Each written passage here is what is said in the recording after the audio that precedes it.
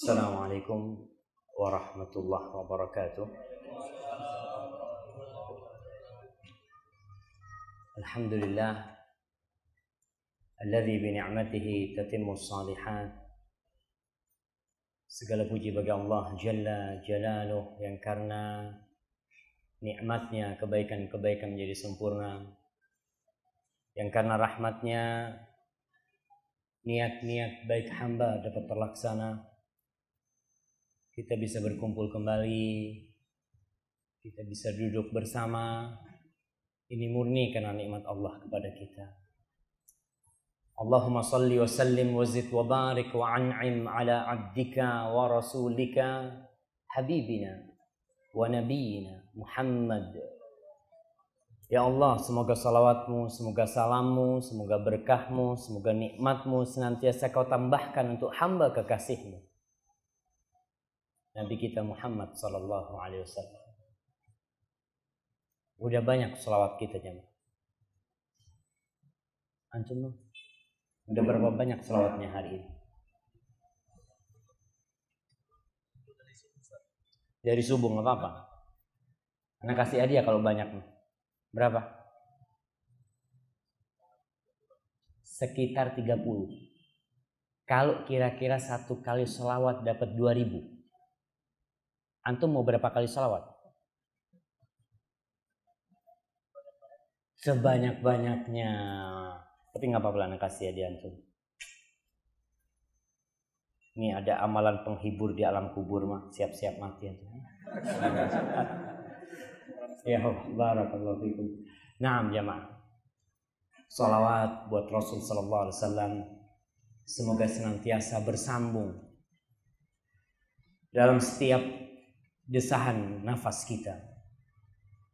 Kita berselawat untuk Rasulullah sallallahu alaihi wasallam dan untuk keluarga beliau. Khususnya untuk istri-istri Nabi kita Muhammad sallallahu alaihi wasallam yang mereka telah mendampingi Rasulullah sallallahu alaihi wasallam dalam mengemban amanahnya. Berapa jumlah istri Rasul sallallahu alaihi wasallam? 13, oke. Bisa sebutkan 7? 7. Siapa yang menyebutin 7? Anak kasih hadiah mah. Yang kebel nih hadiahnya. 7 istri Rasulullah sallallahu alaihi wasallam. Nah, jangan lagi, udah cukup lah. Yang lainnya aja. Fadhal Dr. Khadijah, Aisyah, Ummu Salamah,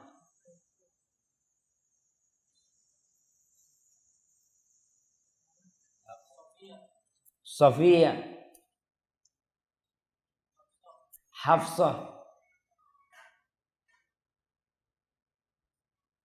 5. Dapat hadiah kecil kalau 5 ya. Ya nggak apa-apa lah, kita kasih hadiah kecil. Oke. Iya. Dikirim ke belakang. Oke.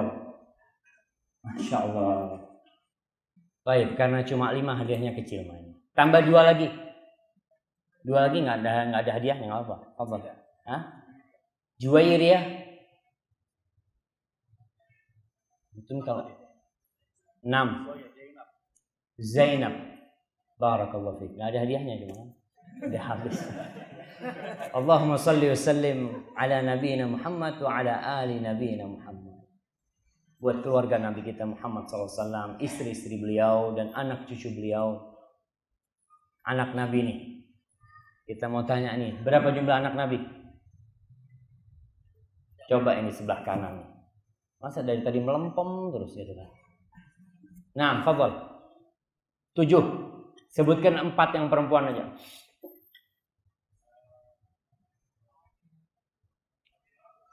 Fatimah, Ummu Kulthum, enggak usah dikasih tahu jemaah.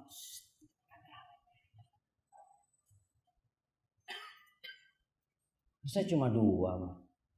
Kita kasih separuh ngobrol hadiahnya. Fadhal bagi sini di belakang. Ini jadi masalah. Yang jawab 2, yang jawab lagi nggak dapat hadiah. Jadi masalah. Yang mau nambah nih. Oke, kita kasih hadiah. Fadhal. Yang 2 lagi. Sebelah kiri kita nih. Yang jauh-jauh sana.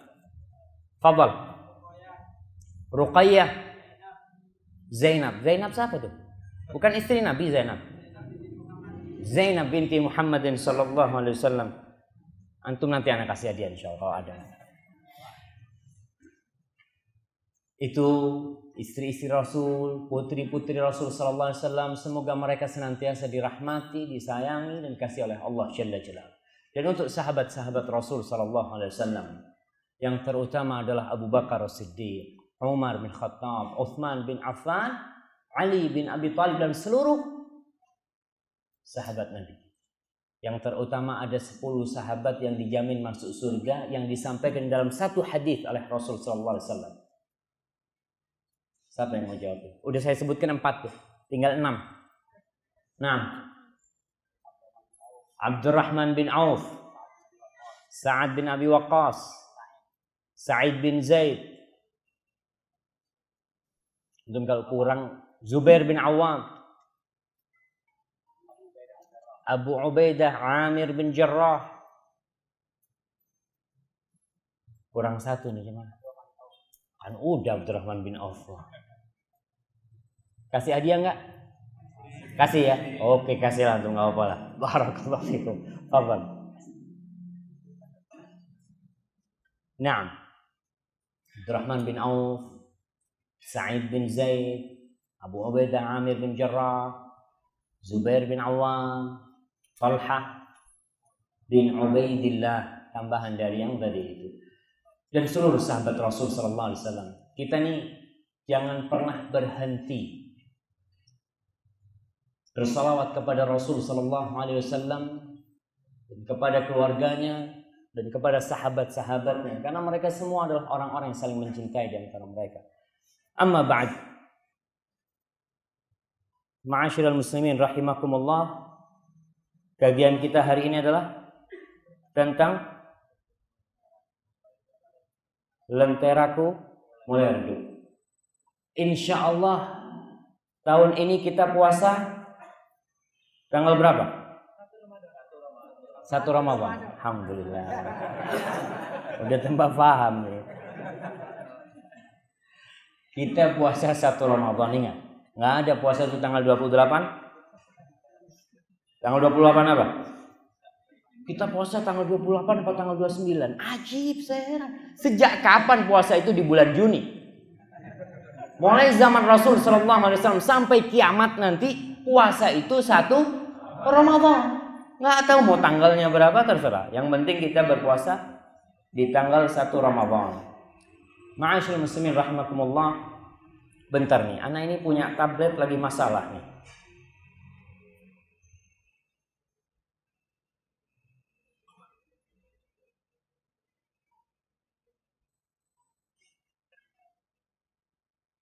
Memang katanya seorang ustaz, anak nggak mau ceramah pakai tablet lagi. Kenapa? Hilang kadang-kala yang anak baca tuh.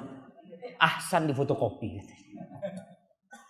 Nah, memang ahsan di fotokopi itu. Masih pakai zaman kuno itu lebih aman, jemaah. Lenteraku mulai redup. Siapa yang lenteranya mulai redup? Angkat tangan.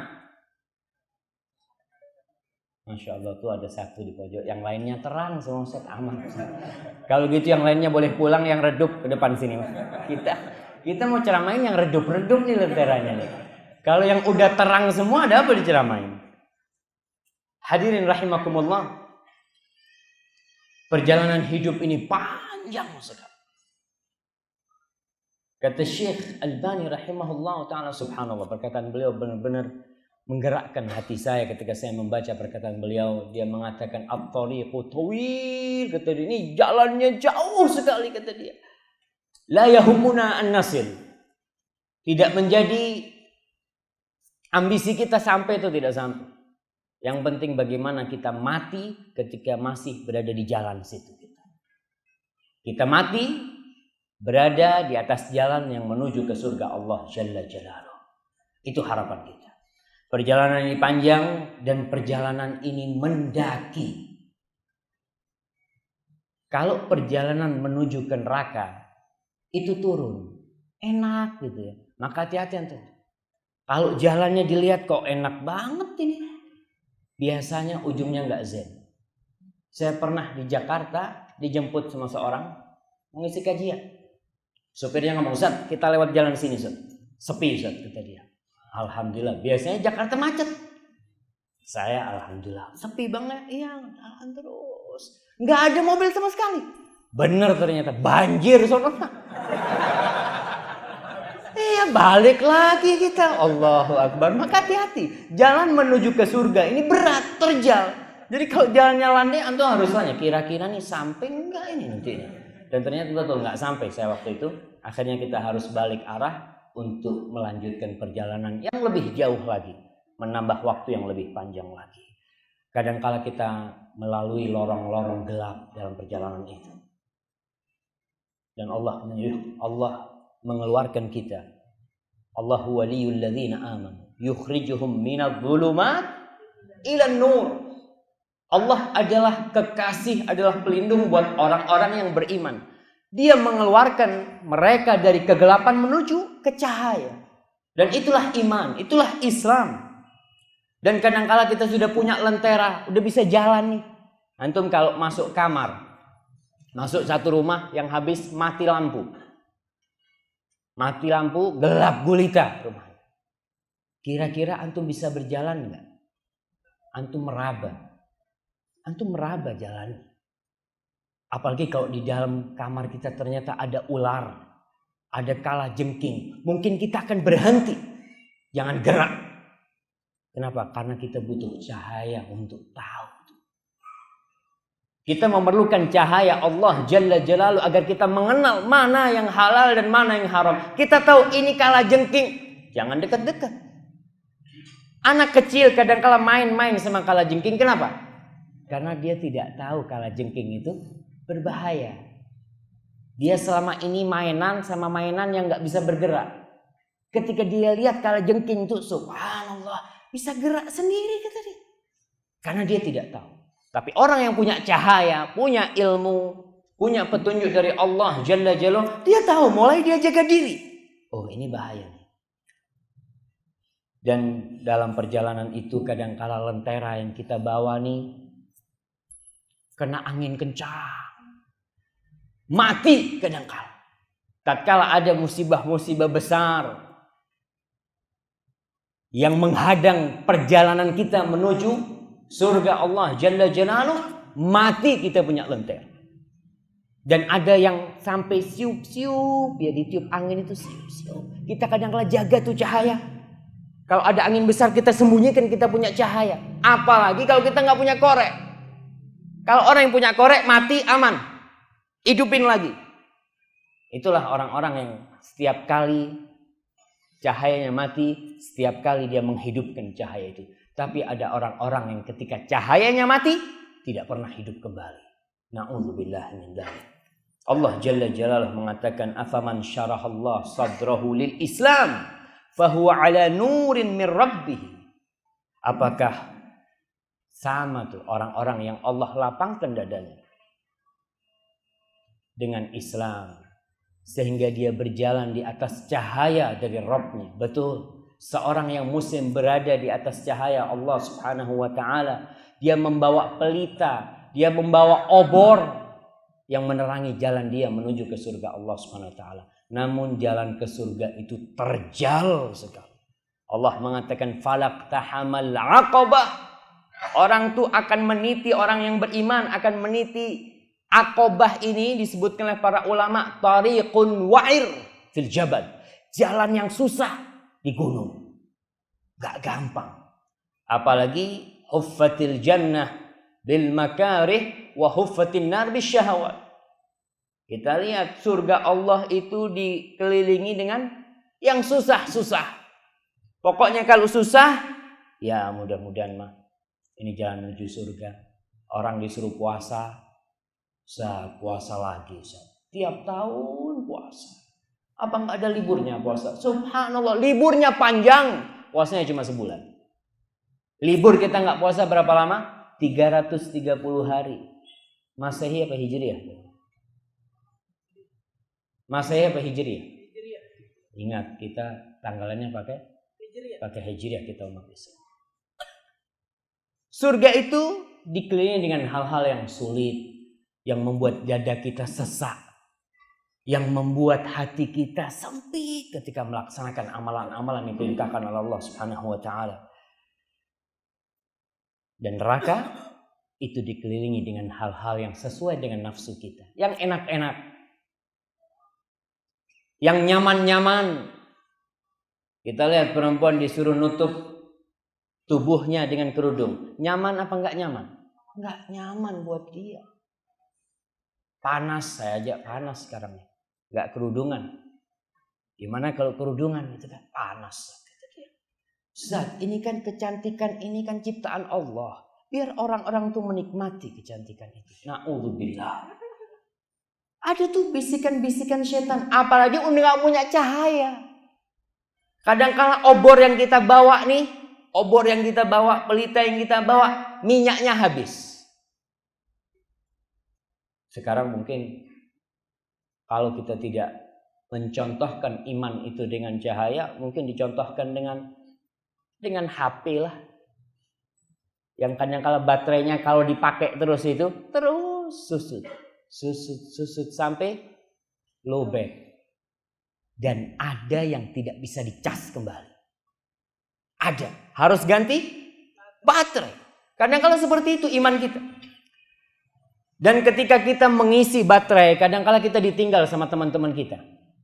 Yang baterainya sudah full. Yang minyaknya banyak. Kita lagi sibuk ngisi minyak kita ini. Masya Allah. Alhamdulillah, jazakallah khair. Masih banyak orang baik di Jakarta ini.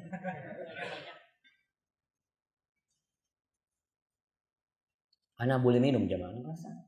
Bismillah.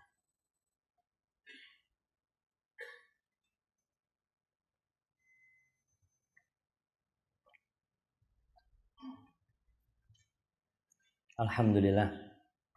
Kita doakan nih Masjid Rahmah, insyaallah tahun depan udah pakai AC nih. Amin. Jadi antum nggak kepanasan lagi, insyaallah. Sampai mana kita?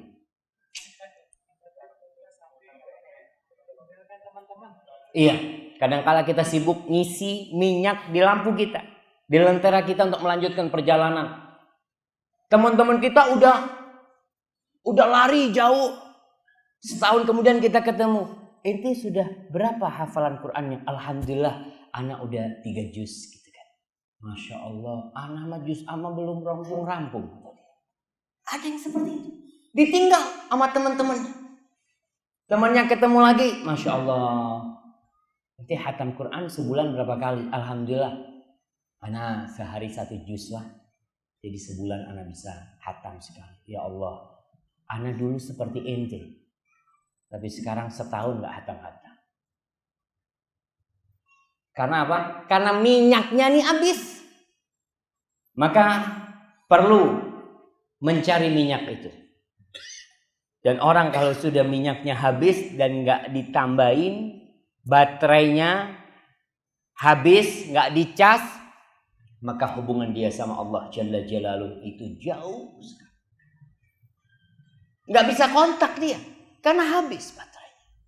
Maka perlu dicas, dan musuh-musuh Allah itu berusaha untuk mematikan cahaya yang Allah turunkan, yang Allah letakkan di hati kita. Allah SWT mengatakan yuriduna an yutfi'u nurallah bi afwahihim. Orang-orang itu berusaha, berambisi untuk mematikan cahaya Allah dengan lisan mereka, dengan omongan-omongan mereka. Ada barisan penggembosan. Mungkin ada. Ada lihat orang suka ke masjid. Ente ada apa sholat ke masjid ente? Sholat di rumah lah, jangan riak ente.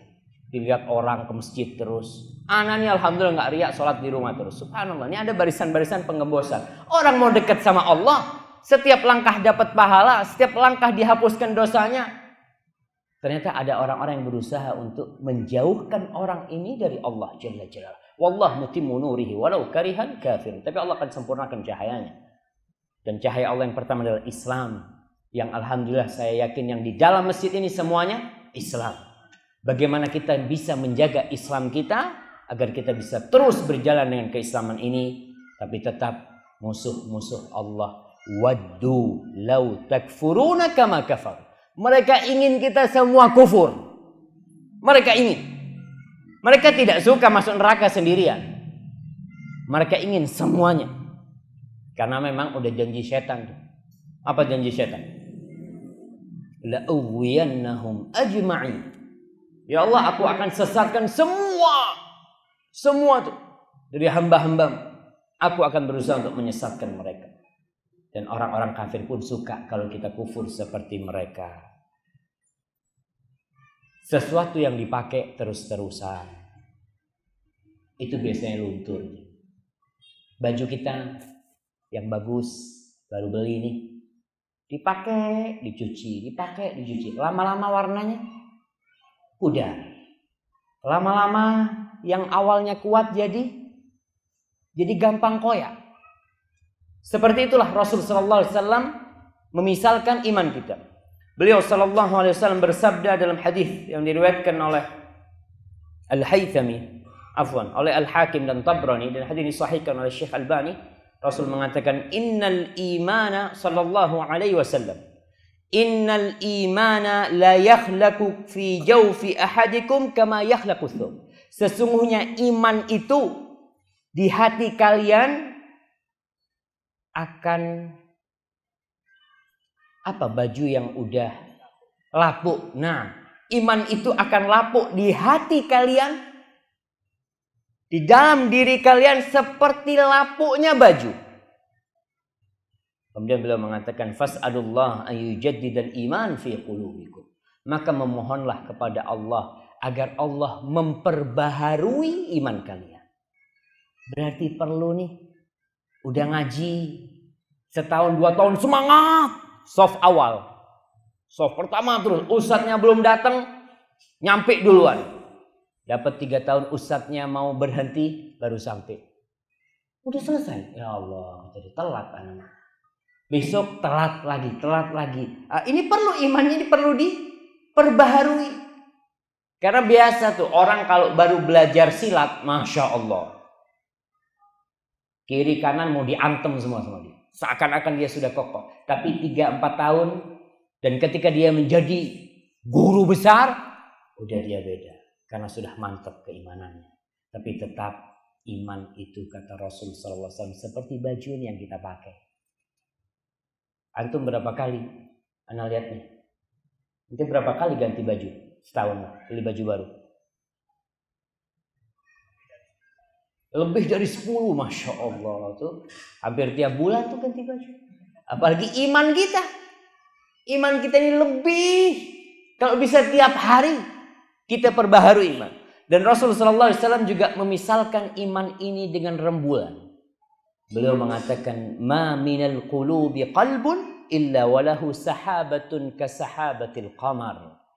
Tidak ada satu hati dari hati manusia kecuali hati itu memiliki awan. Seperti awan yang menutupi rembulan. Tuh cahaya rembulan. Seperti itu hati kita. Seperti cahaya rembulan, tapi di situ ada awan. Kadangkala mendungnya gelap gulita, malam purnama tidak kelihatan. Padahal ada cahaya di sana. Tapi tertutup dengan mendung itu. Bainamal qamar mudhi idza alathu sahabatun fa'adlam. Seperti rembulan yang cahayanya terang, tiba-tiba jadi gelap gulita karena tertutup dengan awan itu. Ittajalat anhu fa'adha. Kalau awannya hilang, terang kembali. Seperti itulah lentera yang kita bawa nih. Yang kadangkala karena hembusan musibah yang besar, kita berpikir untuk, na'udzubillah, sebagian orang untuk bunuh diri. Saya ingat dengan ceritanya Ustaz Abduh Tuasikan. Ketika kita berkunjung ke tempat beliau di mana? Di Gunung Kidul. Cerita-cerita ngomong Ustaz Abduh bahwasanya Gunung Kidul ini se-Indonesia nomor 1. Apanya? Apanya? Bukan. Tingkat bunuh diri di Gunung Kidul. Ustaz, mereka orang Islam. Iya, Islam, cuma ya gitulah. Masih jauh dari agama Allah SWT. Muslim. Masalah ekonomi sedikit loncat, gantung diri atau dari mana? Bunuh diri. Dalam setahun bisa 30 tahun yang bunuh diri bisa. Berarti sebulan lebih 2 kali yang bunuh diri. Di kampung yang nggak terlalu besar di sana. Dan mereka punya ritual-ritual yang na'udzubillah. Kita katakan kembali, kadangkala dalam kehidupan ini kita tidak akan bisa terlepas dari musibah. Nggak bakal bisa. Karena itu sudah takdir Allah subhanahu wa ta'ala bagi yang hidup di dunia ini. Tertawanya akan berhenti dengan tangisan. Senyumnya akan hilang. Begitu pula orang yang senantiasa susah, kelak akan hilang kesusahan dia. Kesenangan dunia tidak abadi. Sebagaimana susahnya, sulitnya kita hidup juga tidak abadi. Banyak orang-orang yang udah ngaji umpamanya. Alhamdulillah anak sudah kenal Allah SWT. Tapi ini anak semakin dekat sama Allah, semakin susah rizkinya. Ada yang awalnya pemasukannya Masya Allah jangan ditanya. Setelah ngaji sering datang kajian Ustaz, untuk makan susah. Itu adalah ujian dari Allah Jalla Jalaluhu. Dan hidup ini kata Allah, wa nabluukum bisyarri wal khairi fitnah. Dan kita mencoba kalian dengan kesenangan, dengan kesulitan sebagai bentuk ujian buat kalian. Banyak dari kita merasa ujian itu sakit. Kalau nggak dapat rezeki, anak lagi diuji nih. Kalau dia lagi dilapangkan rezekinya, wah Allah nih cinta sama anaknya. Wah bukannya itu kurang cinta. Maka hati-hati. Jadi kalau ada orang-orang yang merasa nih udah ngaji, tapi ternyata rezekinya sempit, jangan takut. Karena Allah bagi-bagi dunia ini buat yang kafir, yang mukmin nggak ada urusan. Tapi Allah tidak membagi imannya kecuali buat orang-orang yang beriman kepada Allah Subhanahu Wa Taala. Kepada orang-orang yang Allah cintai, Allah berbagi keimanan. Bagaimana Ustaz? Supaya lentera kita ini nggak redup, baterainya nggak berkurang, nggak bisa. Baterai itu pasti berkurang. Tapi bagaimana ketika dia berkurang, kita bisa ngisi. Itu sudah seperti itu kata Rasulullah SAW. Iman itu seperti baju yang lapuk. Bagaimana kita sekarang memperbaharui keimanan kita? Hamdalah bin Rabi' al-Usaidi, Hamdalah radhiyallahu taala anhu. Dia mengatakan laqiyani Abu Bakar. Pada suatu hari dia keluar dari rumahnya. Kemudian Hamdalah ini mengatakan, ditanya sama Abu Bakar, "Kaifa anta ya Hamdalah? Gimana engkau ya Hamdalah?" Gal Hamdalah nafaqa Hamdalah. Munafik nih Hamdalah. Hamdalah munafik. Kenapa? Kok bisa ngatakan? Subhanallah, ma taqul? Abu Bakar, apa yang kau katakan nih? Kok bilang kau itu munafik? Maka Hamdalah mengatakan, nakunu inda Rasulillah sallallahu alaihi wasallam yudzakkiruna bin nar wal jannah ka'anna ra'yal 'ain. Fa idza kharajna min 'indi Rasulillah sallallahu alaihi wasallam عافسنا الأزواج والأولاد والضيعات نسينا كثيرا. Katanya Hamdalah, kita nih kalau lagi sama Rasul sallallahu alaihi wasallam, kalau lagi duduk sama beliau, lagi kajian bersama Rasul sallallahu alaihi wasallam, Rasul mengingatkan kita dengan neraka, Rasul mengingatkan kita dengan surga, fa ka'anna ra'yal 'ain. Sampai seakan-akan kita melihat dengan mata kita tuh surga dengan neraka.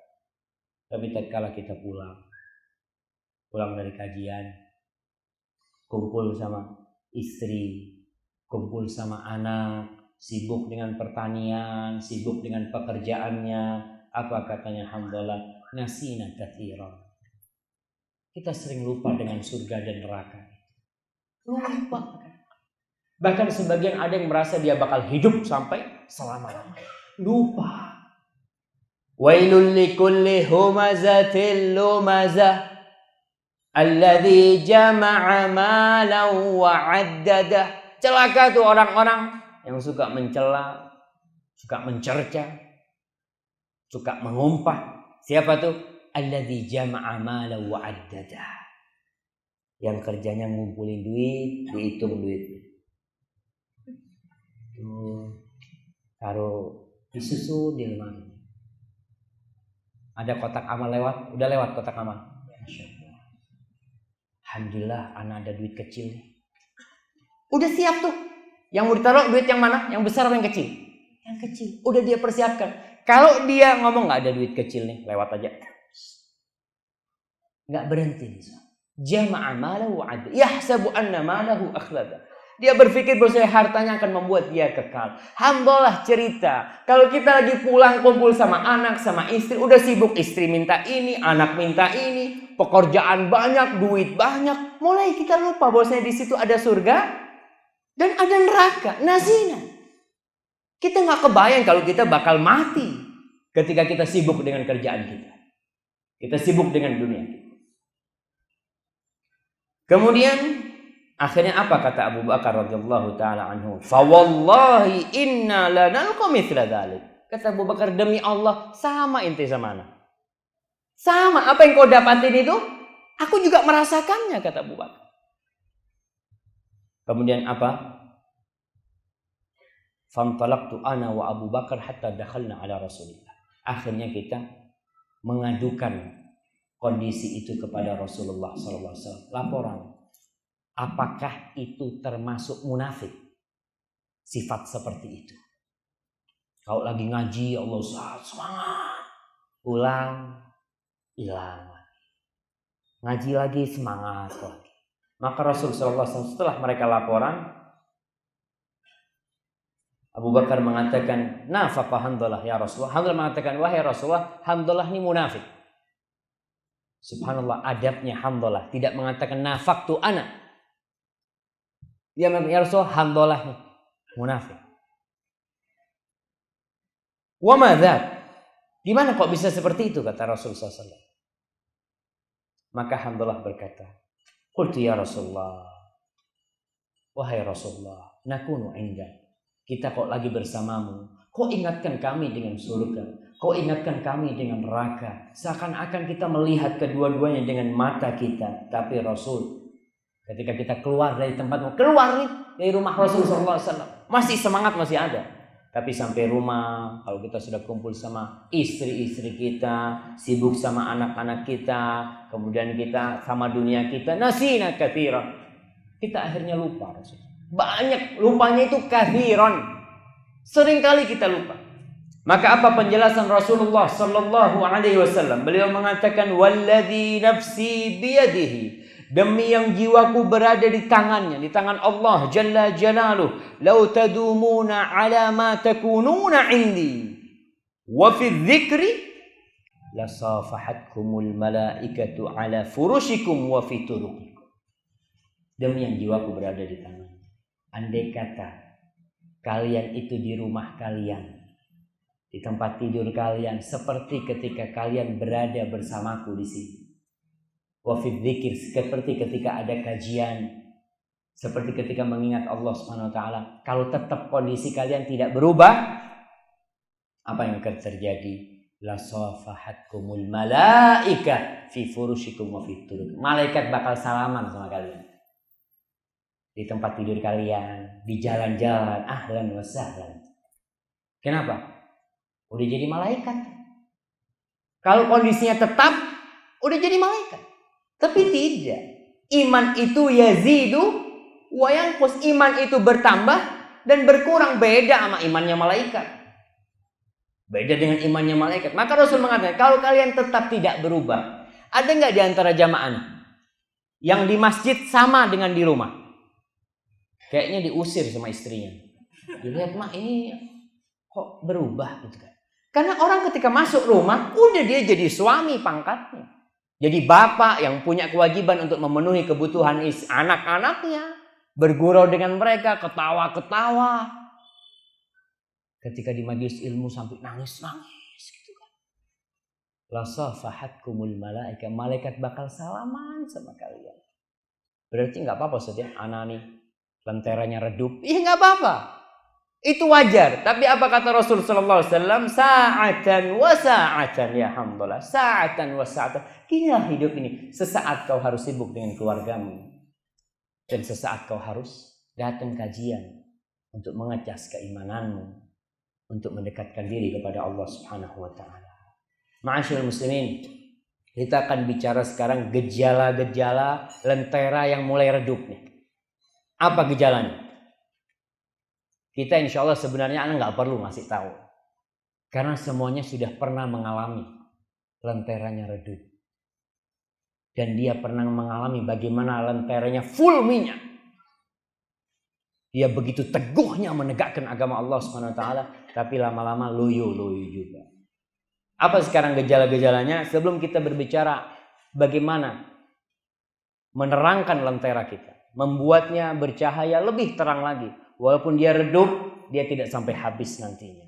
Yang pertama gejala-gejalanya terjerumus ke dalam kemaksiatan, berbuat dosa, melakukan hal-hal yang haram yang seharusnya tidak dia lakukan sebagai sosok seorang muslim.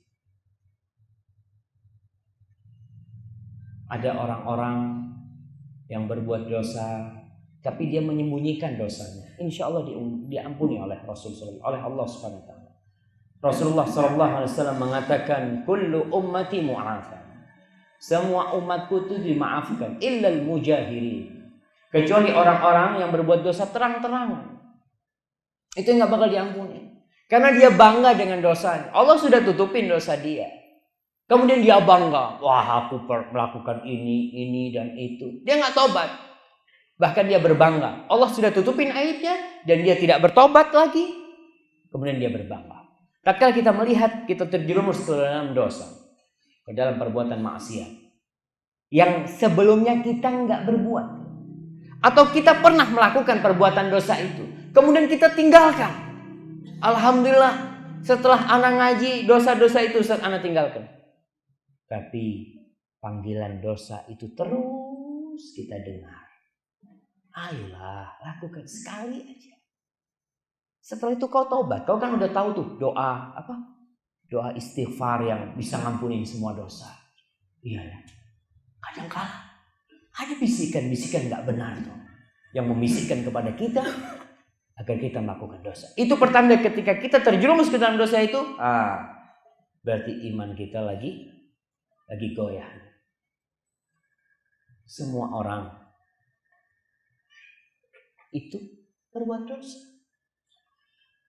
Kullu bani Adam khata. Semua anaknya Adam, kata Rasulullah SAW, itu berbuat dosa. Wong bapak kita Nabi Adam alaihi salam, dia melakukan sebuah kesalahan, tapi alhamdulillah kesalahan itu karena syahwat, bukan karena takabur. Seorang yang melakukan dosa karena syahwat ada harapan tobat. Karena dia tahu dia sedang berbuat dosa. Aku sedang berbuat dosa, aku tahu nih. Seperti Nabi bapak kita Adam alaihissalam. Allah menerima taubatnya dan dia bertobat. Tapi seseorang yang berbuat dosa, hati-hati bapak-bapak. Kalau dosanya itu karena kibir, karena sombong, harapan tobat susah. Seperti setan, iblis. Dosanya dia karena sombong dia. Maka dia pun dilaknat oleh Allah Jalla Jalaluhu. Kalau kita sudah masuk ke dalam perbuatan dosa, kayaknya nih imanku mulai lemah, lenteraku mulai redup. Yang kedua,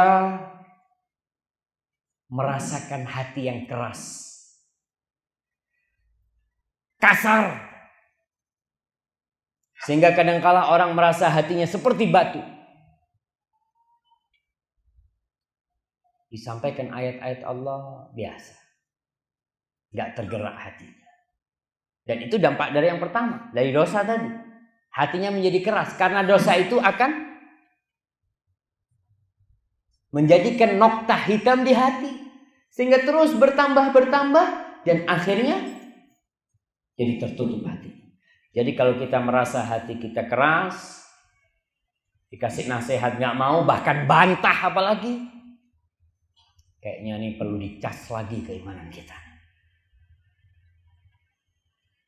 Susah nangis. Hati keras itu biasanya susah nangis. Ada orang-orang yang susah nangis. Sampai dia bingung. Ada seorang polisi. Dia ngomong, Ustaz, anak ini kok gak bisa nangis, Ustaz? Gak bisa anak nangis. Anak nangis itu cuma sekali. Kenapa nangis?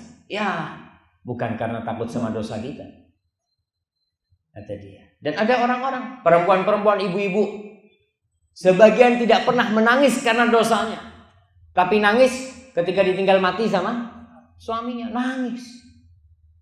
Gak dikasih duit sama suaminya, nangis. Tapi berbuat dosa, gak pernah nangis. Ninggalkan sholat, gak pernah dia menangis. Dengar kajian, cerita tentang surga neraka, menter gitu. Lihat temennya, ente kenapa nangis ente? Biasa aja lah, jangan cengeng. Dia pikir cengeng orang nangis. Enggak.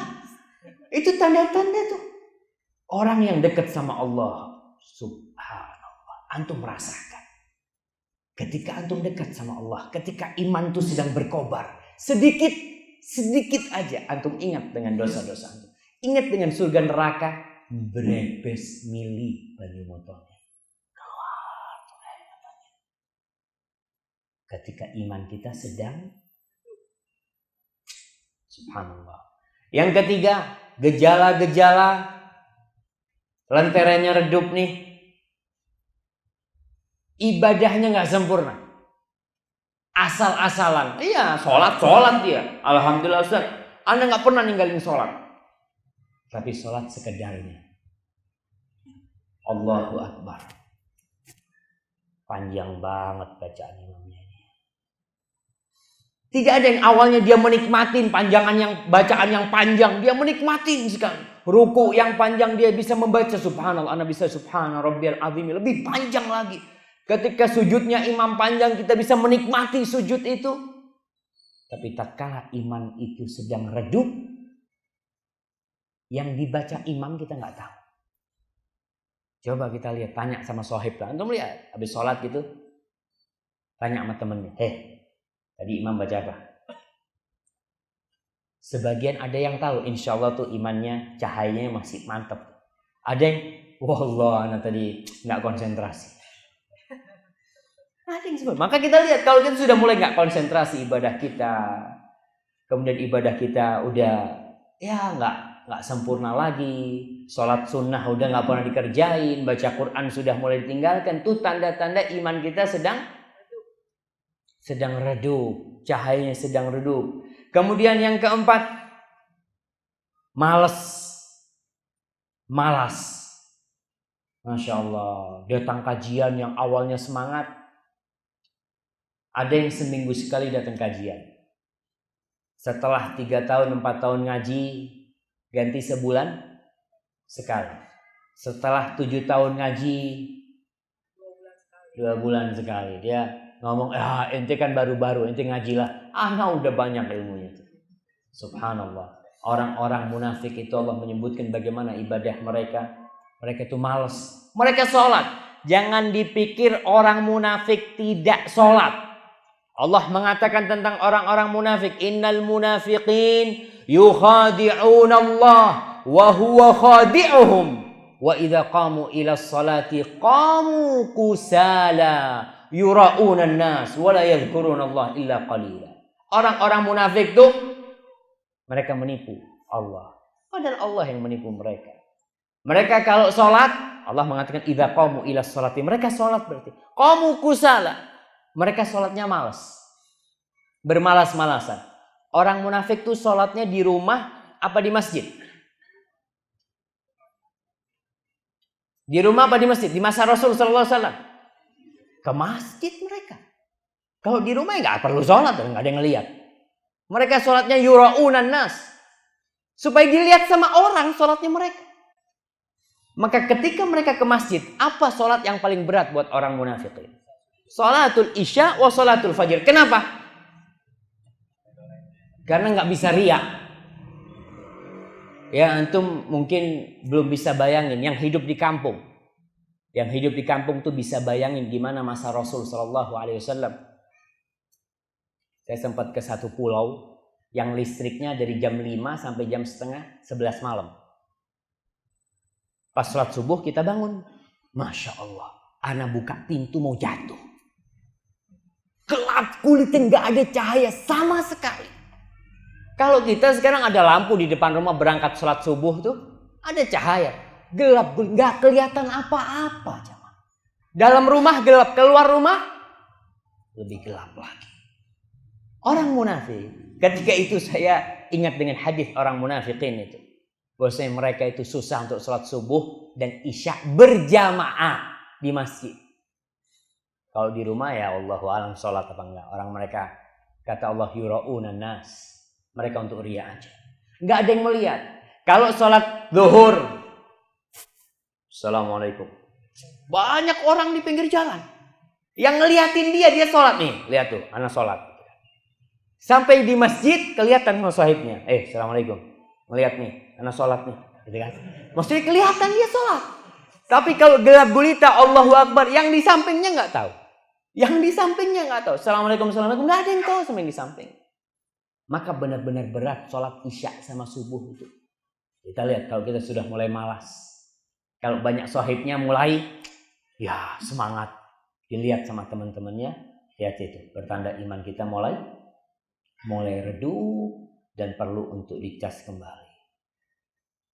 Yang kelima, gejala-gejala lentera yang redup ini, hati menjadi sempit.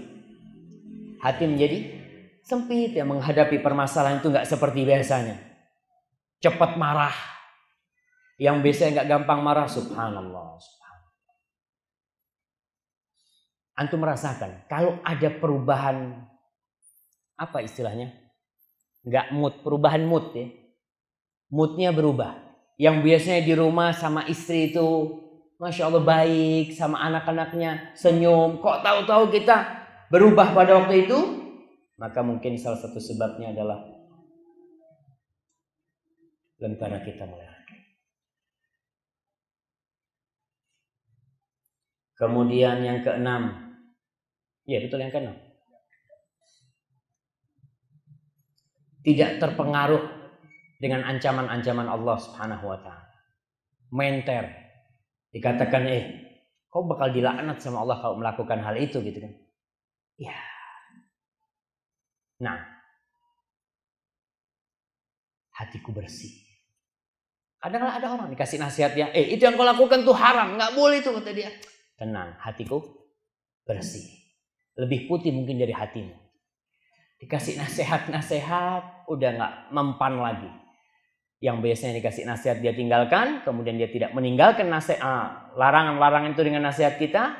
Baca Al-Quranul Karim juga nggak mampu untuk menembus hatinya. Maka hati-hati. Baca Quran yang biasanya 2 lembar sehari, sekarang nggak pernah dipegang Al-Quran. Yang biasanya 3 ayat, sekarang 1 ayat pun tidak dibaca. Setiap kali buka Quran, ada perasaan di hati ingin nutup. Ada bisikan setan yang, tiduran lebih enak, ngobrol lebih enak. Ngelihat teman-temannya lagi ngobrol, dia baca Quran. Bismillah, ngobrol sama teman. Dia tinggalkan bacaan Al-Quran Karim. Maka itu salah satu tanda bahwasanya iman kita sedang redup. Kemudian yang ke-7, lalai dengan zikrullah. Jarang berzikir. Yang biasanya zikir pagi sore, nggak pernah putus, bahkan nggak pernah telat. Setelah 2-3 bulan ngaji, mulai zikirnya hilang. Bahkan zikirnya biasanya di rumah sebelum kerja, mulai zikirnya di kendaraan. Mulai ketinggalan sudah zikirnya. Ustaz kan nggak apa-apa Ustaz. Oke nggak apa-apa. Tapi kalau sudah ada perubahan tempat, biasanya kita zikir jam 6 sampai jam 7. Zikir pagi sore. Pindah jam 9 umpamanya. Kenapa kok pindah nih? Maka coba dilihat. Jangan-jangan lentera kita mulai redup. Karena orang-orang munafik itu di ayat tadi, di surat An-Nisa ayat 142. وَلَا يَذْكُرُونَ اللَّهَ إِلَّا قَلِيلًا. Mereka tidak berzikir kecuali sedikit. Sedikit zikir. Wiridnya sedikit. Sholawatnya sedikit. Maka hati-hati itu. Ini jamaah ada yang di pintu ini. Mungkin bisa masuk. Masih kosong sebenarnya di dalam sana jamaah. Tapi nggak apa-apa. Mungkin kepingin ngelihat ustadznya yang di sana. Itu. Barakallahu fikum.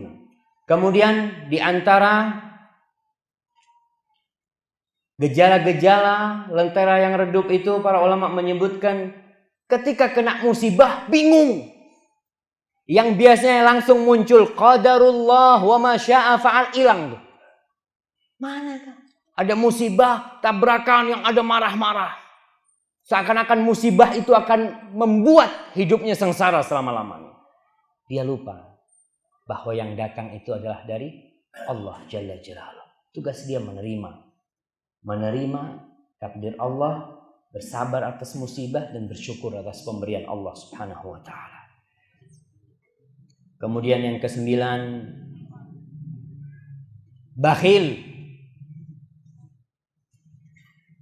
Kikir untuk berbagi sulit. Kita kalau lihat ada kotak amal, kita biasa sedekah 50.000. Sekarang 5.000. Padahal duitnya sama, nggak berubah dia. Tapi yang berubah adalah keimanannya. Berapa banyak orang yang subhanallah jamaah, yang dia berbagi bukan karena banyak duitnya. Maka saya selalu ingatkan, salah satu ciri-ciri penghuni surga itu yunfiquna fis sarra wad dharra. Mereka berinfak dalam kondisi suka dan dalam kondisi duka. Dalam kondisi lapang dia bersedekah, dalam kondisi sempit dia bersedekah. Yunfiqun. Dia tahu nih, ini milik Allah nih. Ada apa nah simpen-simpen? Berikan kepada Allah Subhanahu wa taala dan Allah akan kasih ganti. Yang ke-10, mereka mengatakan at-ta'alluq bid-dunya. Mikirin dunia terus. Memikirkan dunia. Sebelum tidur, yang dipikirin apa? Fulusnya. Ini fulan besok ada kerjaan di sono, kemudian di sana, nanti besok habis subuh anak berangkat ke sana. Dunia. Nggak apa-apa, kita punya planning besok itu, nggak apa-apa. Tapi ingat, doa sebelum tidur apa?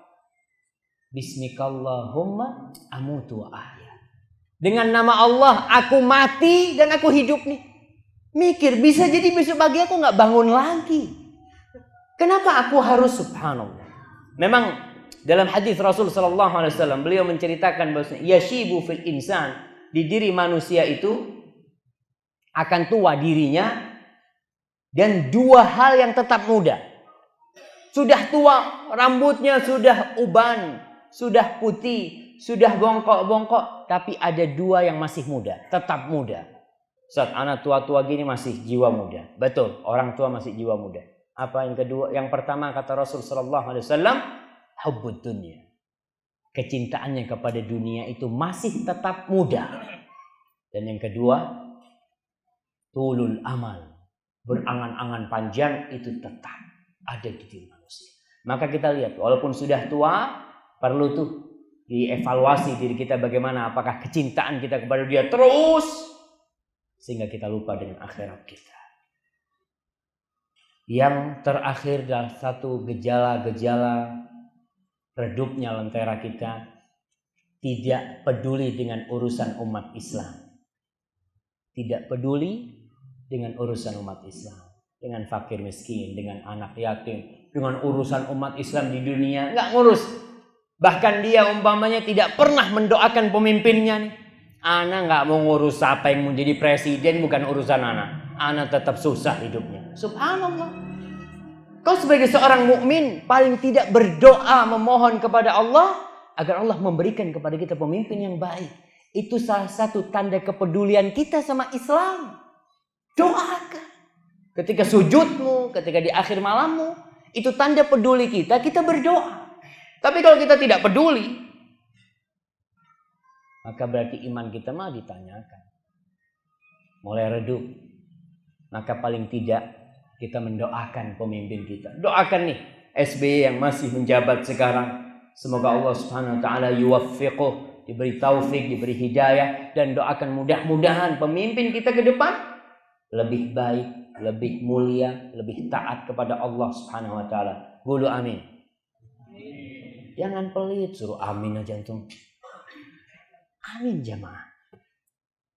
Oke, sudah tahu semua gejala-gejala diri kita nih, imannya lagi lemah. Atau saudara kita, jangan kita ngelihat saudara kita nih udah lama nggak kajian nih, pegang tangannya. Bismillah, yuk. Ana capek, nggak ada mobil, ikut ana yang nganter. Ada orang-orang kayak gitu, ana nggak ada kendaraan. Dulu naik angkot jadi. Tapi lama-lama punya kendaraan nggak berangkat. Bagaimana sekarang? Atau sebelum itu? Itu tadi gejala-gejala ya. Kemudian faktor apa aja yang menyebabkan iman kita lemah? Apa penyebab iman kita lemah? Jadi kalau gejala itu yang tampak, tapi kalau penyebab ini yang sebelum gejala itu muncul, kok bisa muncul gejala ini? Apa saja penyebabnya? Penyebab orang itu imannya lemah, lenteranya redup. Yang pertama dia itu jauh dari lingkungan keimanan. Jauh dari lingkungan, dari milieu yang membantu dia beriman. Kita tahu kenapa disyariatkan hijrah. Ada seorang syekh. Dia hijrah ke Amerika atau ke Eropa sana. Dia tidak hijrah, dia datang ke sana, dia bertemu dengan kaum muslimin. Banyak orang-orang Islam yang hijrah dari negeri Islam ke negeri kafir. Seperti di Prancis ya. Itu banyak orang Islam yang hijrah dari negeri Islam, dari Maroko untuk menguatkan keimanannya. Untuk menguatkan keamanannya, keemanannya, bukan imannya. Karena dia ingin dunianya lebih makmur, dia hijrah ke sana. Syekh ini ngomong. Salah-salah mereka dia mengatakan, "Fulan, kalau ente bisa jamin anak cucu ente masih beriman, ente boleh di sini. Kalau ente bisa menjamin anak cucu ente masih beriman, boleh ente tinggal di sini." Baru dia nangis. Subhanallah. Iya, bapaknya masih beriman. Sampai cucunya, ya namanya lingkungannya tidak mendukung keimanan.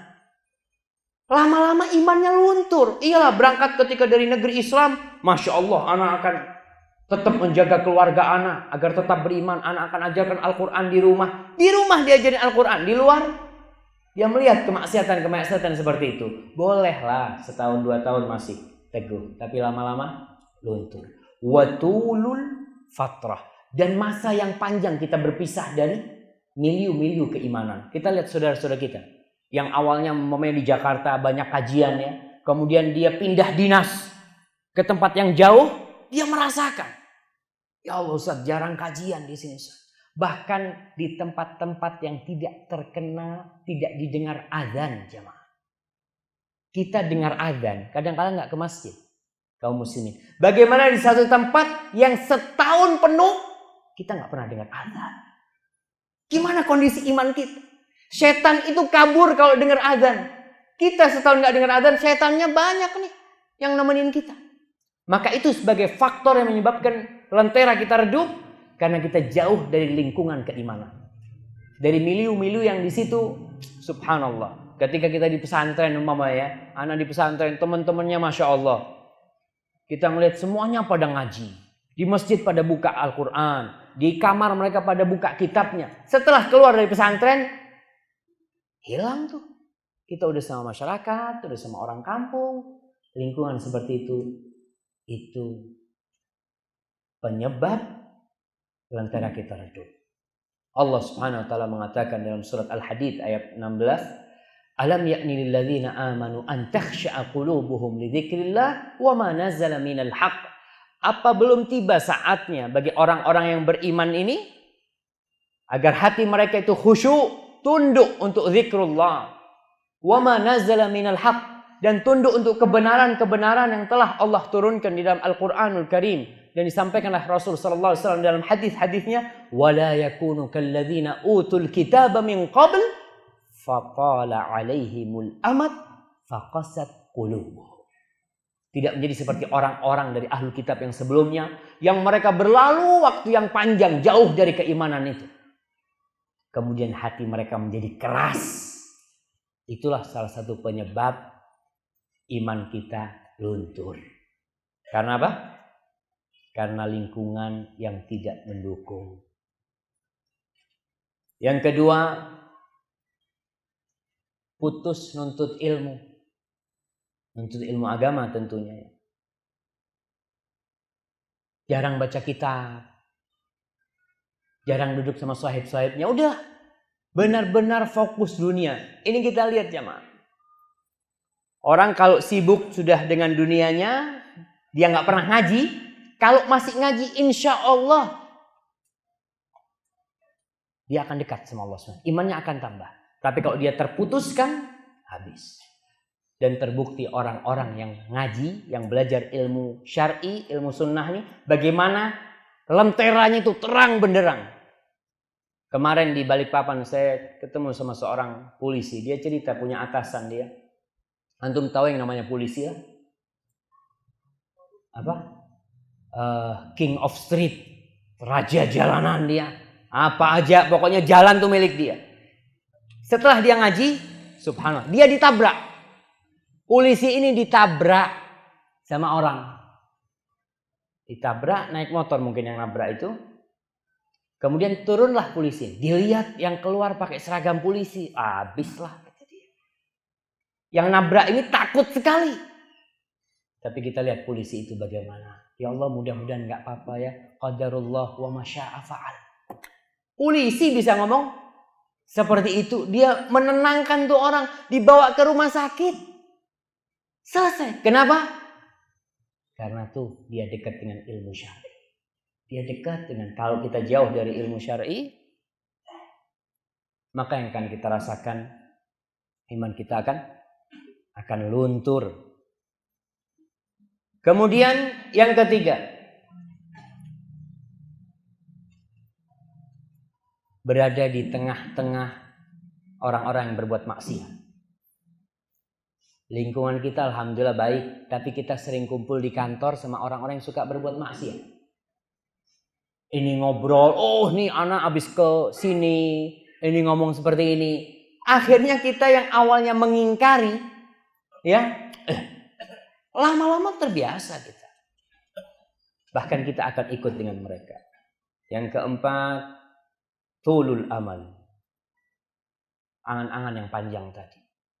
Itu sebagai penyebab iman kita redup. Dan yang kelima, banyak makan dan minum. Banyak makan dan minum. Barakallah. Orang kalau subhanallah hidupnya seakan-akan untuk makan. Ini Ramadan nih. Ramadan itu seharusnya menjadi ajang mendekatkan diri kepada Allah. Cahaya yang redup sepanjang tahun ini jadi terang kembali di bulan Ramadan. Tapi karena kita banyak makan minum, waktu berbuka, Masya Allah, semua makanan ada. Wisata kuliner. Mau sholat maghrib nggak bisa. Duduk dia, Abi, sholat. Tunggu bentar mah, belum bisa berdiri mah. Itu termasuk penyebab iman kita. Bahkan sholat, Allahu Akbar. Masya Allah, tuh ada yang belum kemakan tadi tuh. Ada yang belum kemakan. Na'udzubillah ya. Pokoknya berlebih-lebihan dalam mubahat. Suka ketawa ya, kalau suka bergurau. Kalau bergurau sampai terbahak-bahak. Dalam waktu yang cukup lama, kebanyakan itu membuat keimanan kita jadi luntur. Nah, sekarang gimana agar lentera kita terus terang nih? Apa saja amalan-amalan yang seharusnya kita lakukan agar keimanan kita bisa terus terang. Walaupun redup, dia hidup kembali. Yang pertama, tadabburul Qur'anil Karim. Membaca Al-Qur'anul Karim dan bertadabbur. Menghayati, memaknai Al-Qur'anul Karim. Jemaah belum ngantuk nih. Anda lihat sebagian udah mulai merem-merem nih, Masya Allah. Ustaz, jangan suudzon Ustaz. Ana khusyuk Ustaz. Nggak apa-apa. Memang ada itu orang-orang yang karena khusyuknya ana merem supaya lebih bisa menghayati, nggak apa-apa. Nah, tadabburul Quran ya. Bertadabbur, baca Al-Quran. Saya dulu subhanallah punya ustaz di pesantren itu yang Masya Allah. Dia itu ngajarin kita masih muda-muda waktu itu, ngajarin tafsir tambahan. Dia ambil ayat-ayat yang bisa membuat keimanan kita naik tuh. Karena Al-Quran ini tidak satu derajat. Al-Quran semuanya kalamullah. Tapi ada yang lebih utama. Umpamanya, ana mau tanya nih, antum, surat apa yang paling mulia dalam Al-Quran Al-Karim? Nggak usah rame-rame lah. Ini di sini yang ditanya. Apa kira-kira lah? Antum? Al-Fatihah. Tuh surat yang paling mulia adalah Al-Fatihah dalam Al-Quran Al-Karim. Kemudian ayat yang paling mulia. Siapa yang mau jawab? Masya Allah, ayat kursi mah sudah jawab semua. Jadi Quran itu beda-beda tingkatannya. Kita baca Al-Quran Al-Karim ada ayat-ayat yang subhanallah. Kalau kita baca benar-benar membuat hati yang awalnya jauh dari Allah langsung datang dia. Pernah Ustadz itu membacakan ayat dalam Al-Quran. Ketika di kelas kita, dia nulis tuh ayat, saya ingat. Dia bawa Al-Quran Karim terjemahan. Dia nggak pandai membaca Al-Quran. Dia nggak pandai bahasa Arab.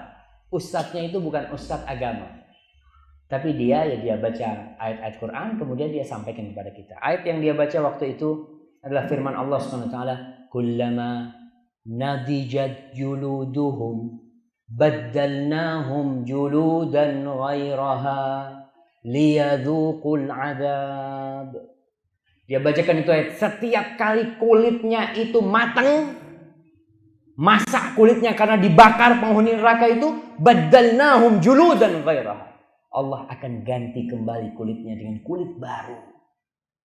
Kenapa? Liyadhuqul adab. Agar mereka merasakan azab Allah Subhanahu wa ta'ala. Karena Ustaz itu cerita, sebagian orang barat ngomong, kalau orang itu dibakar terus bakal kebal. Karena dia dibakar terus, ya udah, dia kebal, tidak merasakan sakit. Tapi Allah mengatakan baddalnahum juludan ghairaha. Setiap kali matang itu kulitnya Allah ganti dengan kulit baru.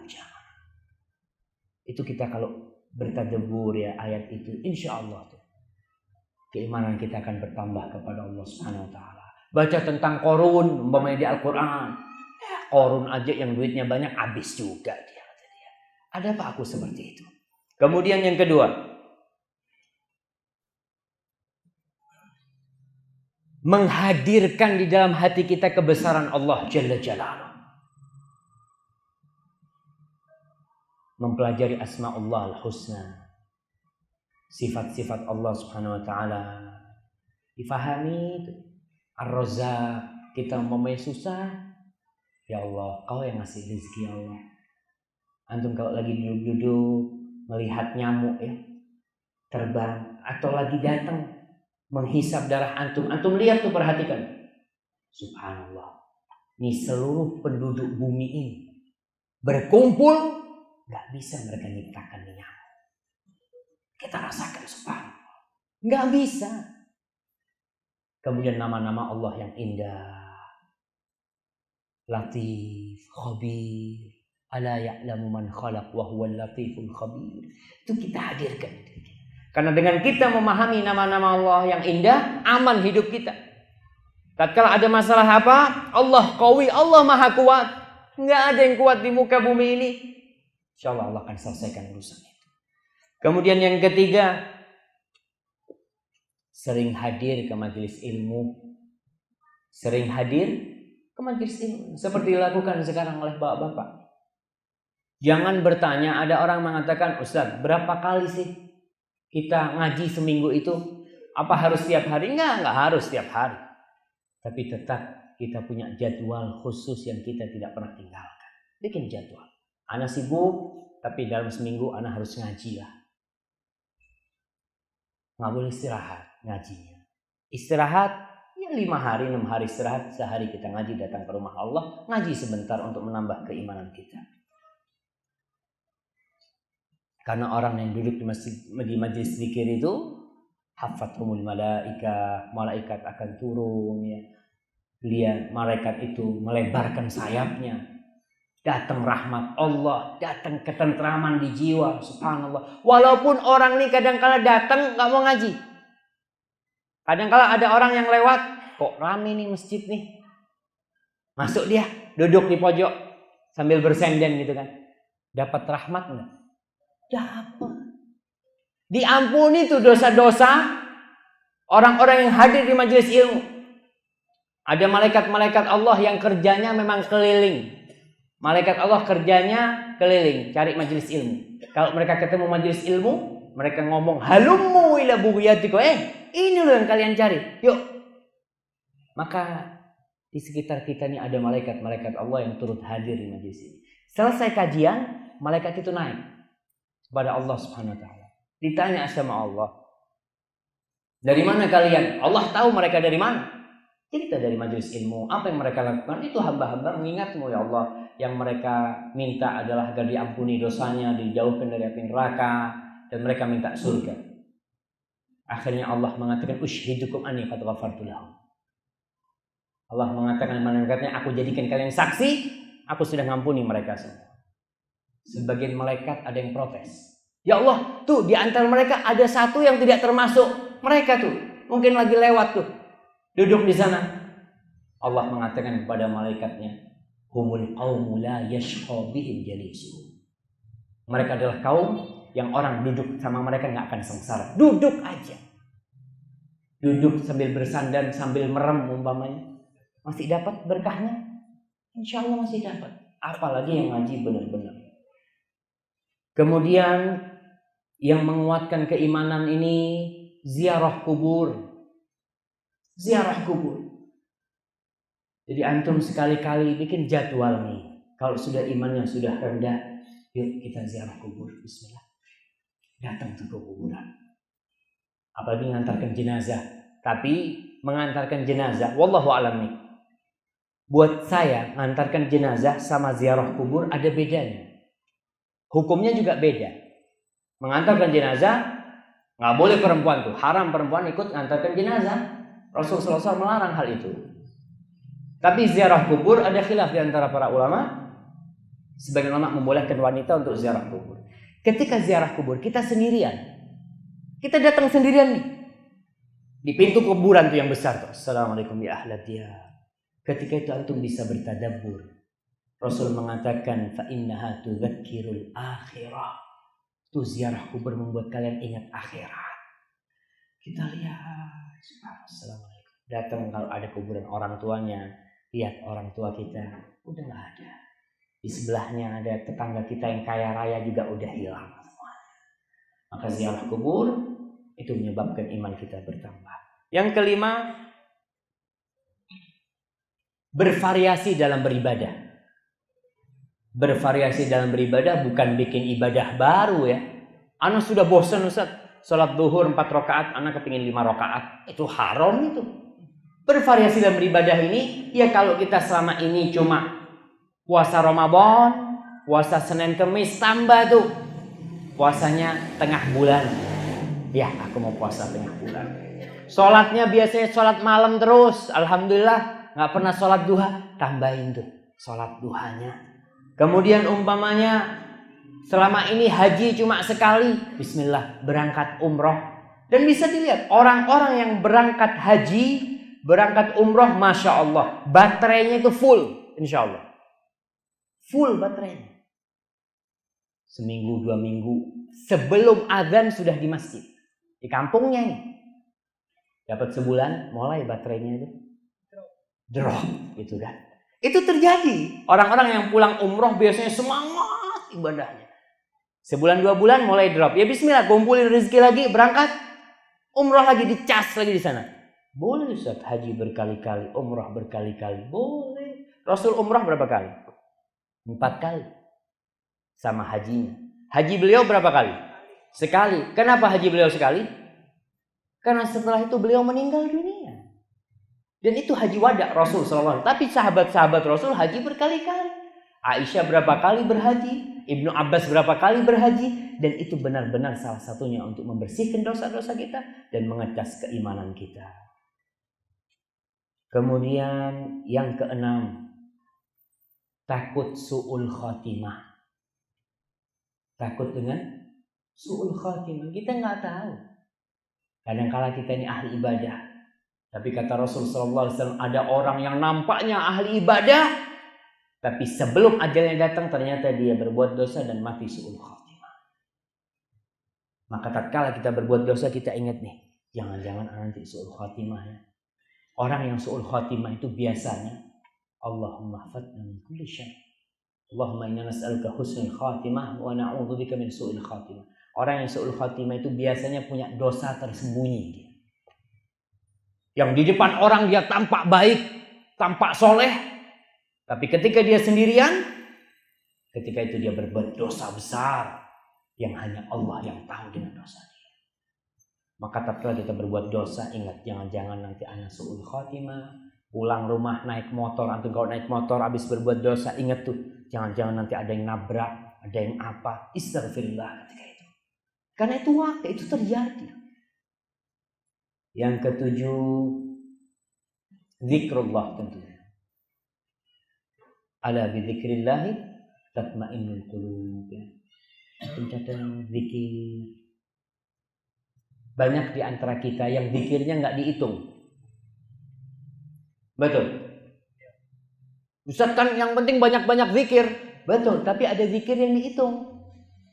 Rasulullah SAW mengatakan barang siapa yang membaca la ilaha illallah wahdahu la syarikalah lahul mulku wa lahul hamdu wa huwa ala kulli syai'in qadir 100 kali di pagi hari, 100 hari di sore hari, itu akan dapat pahala yang enggak terhingga, akan diampuni dosanya walaupun sebanyak buih di lautan.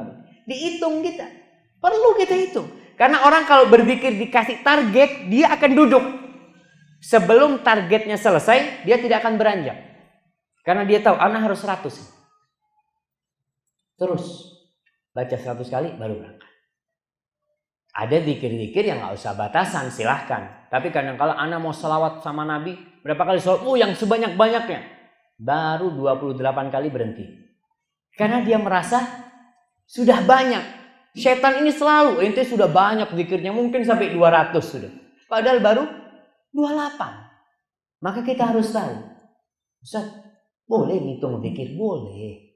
Ngitung zikir itu boleh. Asalkan tidak dengan cara-cara yang seperti orang-orang lakukan. Umpamanya zikir 3030 kali atau apa. Ada cara-cara yang memang tidak dianjurkan. Tapi boleh nggak kita membaca la ilaha illallah 1000 kali?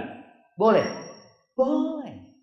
Karena Nabi mengatakan yang lebih dari 100 itu lebih baik. Maka perlu kiranya kita berzikir kepada Allah Subhanahu wa taala. Kemudian yang nomor 8, loyalitas kepada umat Islam. Al-wala wal bara, berlepas diri dari kekufuran.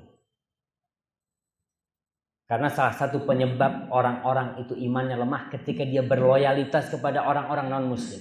Kita lihat sekarang masyarakat muslim. Sekarang ini musim bola ya. Masya Allah, loyalitasnya sama siapa? Sama grup ini. Wah, semangat dia. Bahkan kadang-kala terjadi perceraian gara-gara bola. Terjadi perceraian. Sampai disebutkan di sebuah koran kalau nggak salah itu, ada suami menceraikan istrinya. Karena si istri memihak kepada klub lawan dan ternyata menang klub lawannya. Karena suaminya ente cerai. Karena dia benar-benar loyal kepada orang-orang kafir. Maka hati-hati jangan. Loyalitas kita kepada orang-orang yang beriman. Karena al-mu'minuna ba'duhum awliya'u ba'd. Orang-orang yang beriman itu sebagian di antara mereka adalah kekasih, adalah pelindung buat sebagian yang beriman lainnya. Pernah seorang wanita yang sudah tobat dia di IAIN, di Syarif Hidayatullah atau di Paramadina. Dia menceritakan bagaimana loyalitas dia kepada Israel. Dia selalu membangga-banggakan Israel. Yang zalim itu umat Islam, bukan Israel. Subhanallah. Tapi akhirnya dia dapat hidayah. Dan dia cerita, sampai ana bingung. Kok bisa ana sebagai orang mukmin loyal kepada non-mukmin gitu. Maka hati-hati. Kita harus tumbuhkan loyalitas kita kepada keimanan. Dan kita harus benci dengan kufur dan orang-orang kafir. Yang ke-9, tawadhu, jangan sombong. Karena la yadkhulul jannah man kana fi qalbihi mithqal dzarratin min kibir. Enggak masuk surga orang yang di hatinya ada sebesar biji sawi dari kesombongannya. Yang ke-10, muhasabatun nafs, menghisab diri kita. Apalagi yang umurnya sudah 40 tahun, dilihat tuh umur 40 tahun, ya Allah. Yang ditanya di hari kiamat itu masa muda dan umurnya semua. Semua umur akan ditanya. Tapi akan ada pertanyaan khusus tentang ansyababihi fi ma'afna. Tentang masa muda dia.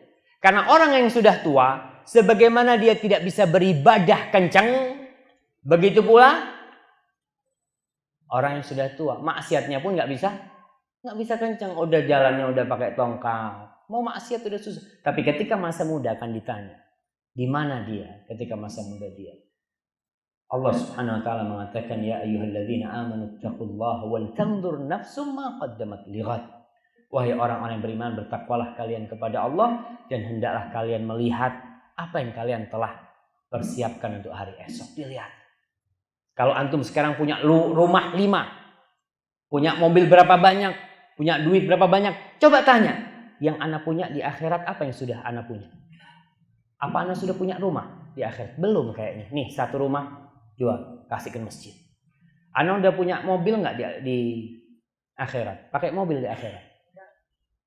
Butuh kita kendaraan juga, karena kendaraan itu akan berada di atas timbangan nanti di hari kiamat. Berlipat-lipat ganda pahala yang Allah berikan.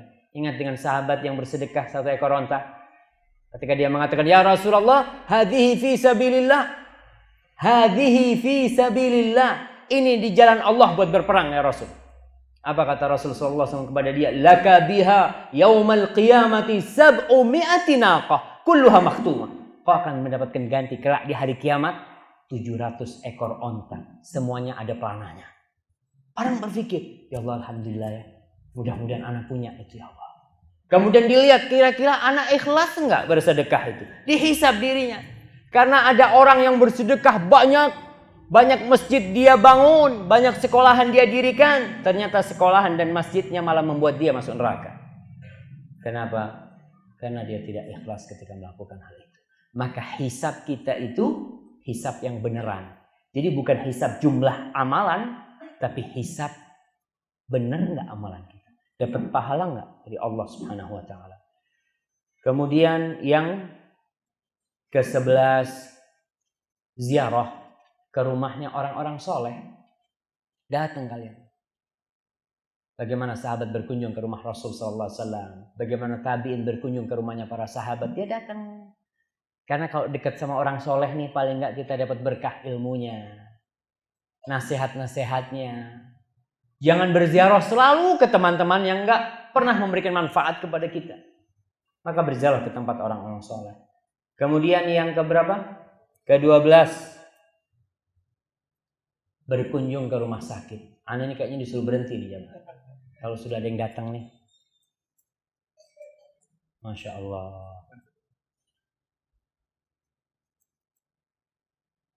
Nah,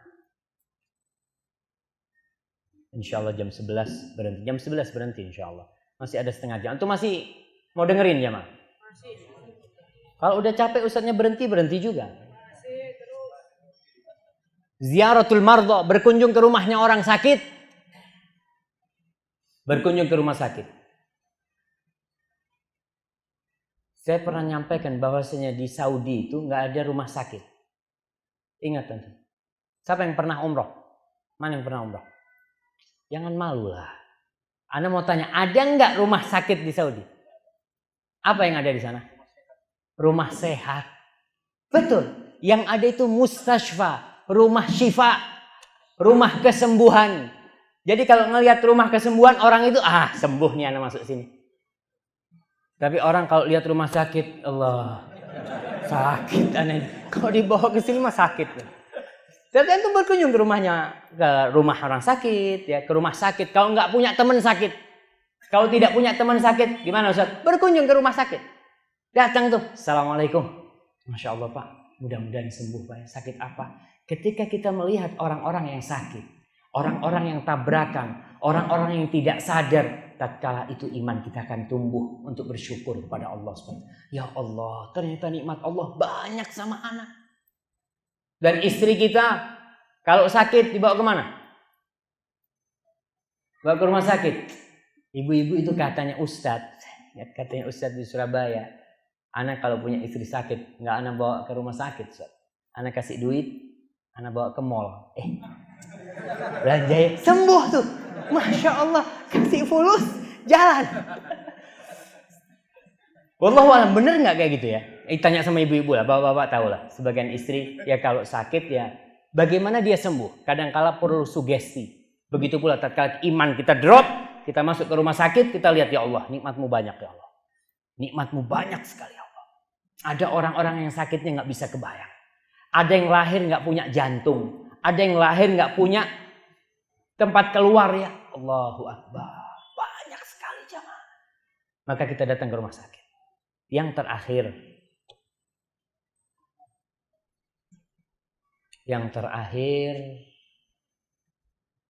refreshing. Kita ini jangan terlalu terlalu apa ya? Terlalu kaku, tegang tuh. Namanya orang tegang, terlalu kaku. Jiwa ini butuh refreshing. Bahkan Rasul sallallahu alaihi wasallam mengatakan, "Inna hadzal din yusrun." Agama ini mudah. Wala yushaddad din ahadun illa ghalaba. Tidak ada satupun manusia yang berusaha mempersulit agama ini kecuali dia akan dikalahkan. Jadi kalau ada orang yang terlalu sampai hulu, sampai berlebih-lebihan beragama, yang ada dia akan patah nanti. Seperti sahabat yang pernah mengatakan, aku akan berpuasa terus, nggak akan berbuka, aku akan sholat malam terus, nggak akan tidur. Yang satu ngomong, aku tidak akan menikahi wanita, karena menurut dia menikah dengan wanita itu akan mengurangi keimanan dia. Tidak, jiwa itu butuh, memerlukan refreshing. Katanya Abu Darda radhiyallahu taala anhu, inni la astajimmu liqalbi bisyai' minal lahwi liyakuna aqwali 'alal haq. Aku kadangkala itu ya menghibur hatiku dengan permainan-permainan agar dia menjadi lebih kuat lagi untuk kebenaran. Kita butuh refreshing.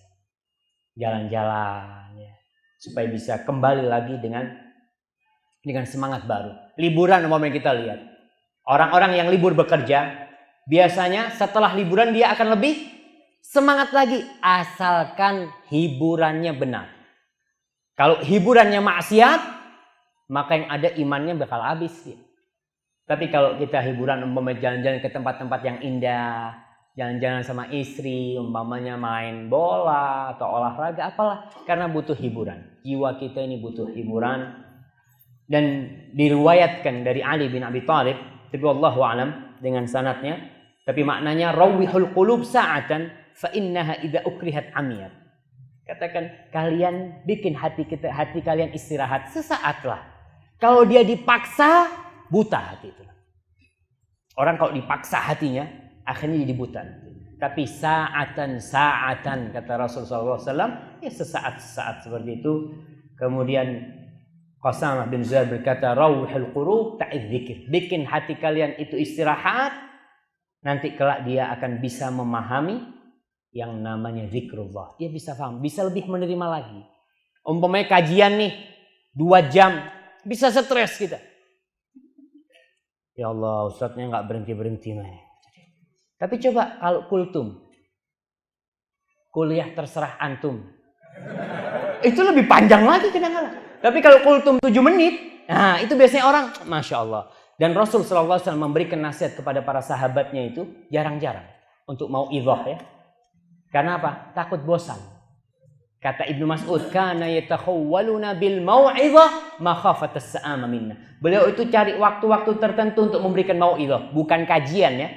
Kalau kajian ya terus Rasul habis sholat ngasih ilmu sama sahabatnya. Tapi ada kajian-kajian yang untuk tarqiqil qulub, untuk melemah lembutkan hati ya. Itu Rasul cari waktu-waktu tertentu. Kenapa? Makhafatas sa'ama alaina, karena takut kita bosan. Dan yang terakhir berdoa, memohon kepada Allah Subhanahu wa taala. Karena dalam hadis yang diriwayatkan Imam Hakim tadi, Rasul mengatakan, salullah an yujaddidal iman fi qulubikum, memohonlah kepada Allah agar Allah memperbaharui keimanan di hati kalian. Apa doanya? Apa aja doanya? Ya muqallibal qulub, tsabbit qalbi ala dinik. Ya musarrifal qulub wal absar, sarrif qulubana ala ta'atik. Apa aja doanya? Allahumma inna nas'alukal huda wat tuqa wal afafa wal ghina. Banyak sekali. Dan para jamaah, waktu-waktu mustajab manfaatkan untuk berdoa, bukan hanya minta dunia. Kebanyakan kita nih doanya nggak lewat batas pagar rumahnya. Sampai tetangganya nggak pernah didoain. Doain tetangganya. Ya Allah, mudah-mudahan dia dapat hidayah. Doa itu bakal balik buat kita. Yang ngaminkan malaikat mengatakan walaka mithluh, kau juga akan dapat seperti itu. Doakan. Dan bulan Ramadan sudah dekat. Di situ ada waktu-waktu mustajab. Ketika orang berbuka ada doa mustajab. Dan Ramadan juga momen penting untuk mencerahkan, menerangkan lentera kita. Wallahu a'lam bishawab. Apabila yang saya sampaikan benar, itu dari Allah Subhanahu wa taala. Kalau ada yang salah itu dari diri saya sendiri. Allah dan Rasul yang terbebaskan dari kesalahan itu.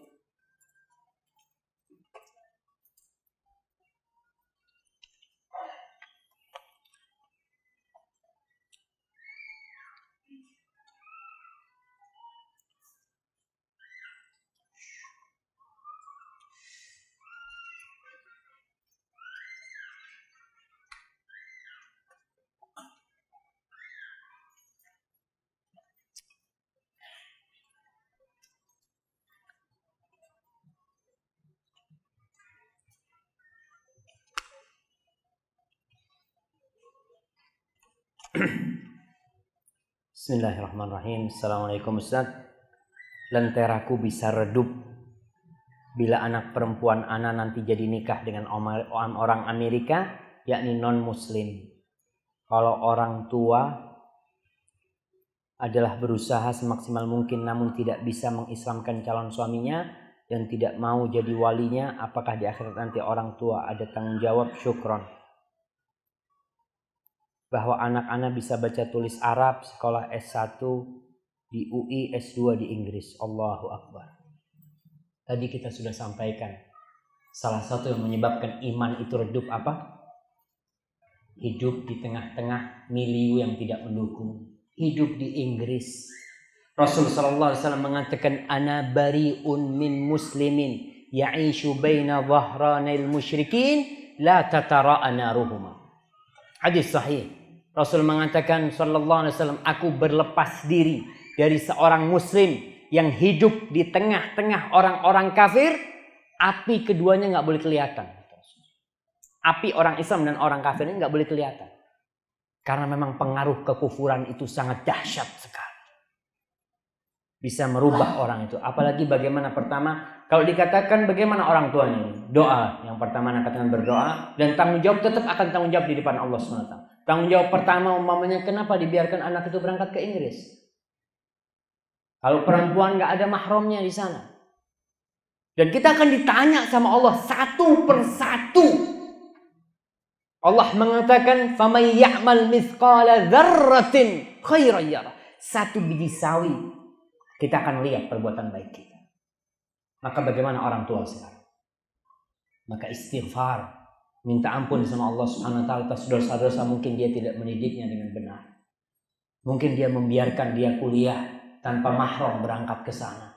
Dia membiarkan anak itu hidup di tengah-tengah orang kafir sehingga berkumpul dengan orang-orang kafir. Na'udzubillah min dzalik. Maka bagaimana solusinya? Yang pertama berdoa, istighfar sama Allah Subhanahu wa taala dan terus berusaha, dan enggak boleh jadi walinya. Jangan jadi walinya. Karena tidak sah nikah sama orang kafir memang. Wallahu a'lam bishawab. Mudah-mudahan dimudahkan sama Allah SWT. Ini ada pertanyaan, Masya Allah.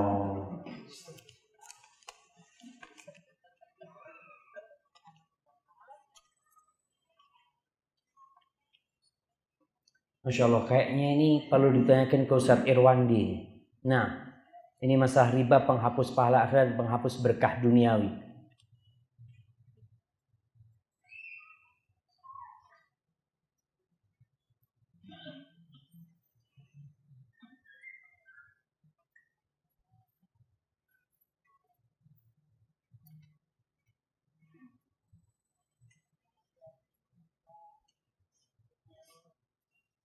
Nah, ini pertanyaannya kalau saya baca bisa sampai jam 12. Jadi tentang bagaimana bahaya riba ini, apakah kita memang harus meninggalkan riba? Karena kadang-kala orang yang nggak riba, Ustaz nggak bisa hidup, anak-anaknya terlantar kalau dia tidak dalam riba. Nggak benar. Berapa banyak orang yang hidup tanpa riba? Memang sekarang ini yang nggak riba kadang-kala kena debunya riba.